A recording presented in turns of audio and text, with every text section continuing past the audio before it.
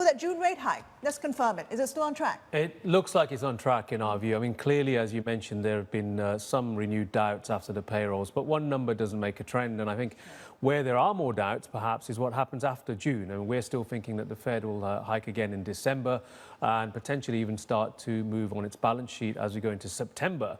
But clearly, some of the momentum, at least in some of the data releases, has started to wane, which could affect expectations going forward on hikes. And in particular, we're in a long economic cycle in the US. It's one of the longest cycles in history.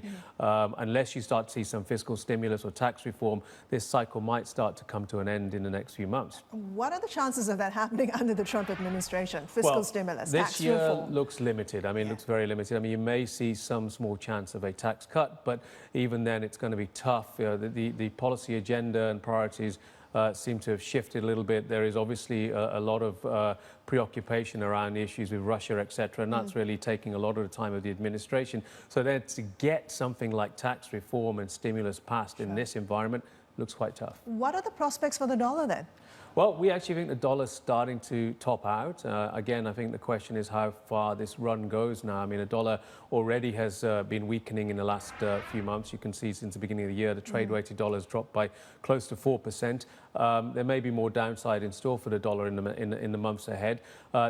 We look at it from a returns to capital perspective, and the US is just not attractive in that respect anymore. While the dollar may see more legs on it if we do see stimulus, as I mentioned, that looks unlikely now. So it does look like the dollar is in the process of a topping out.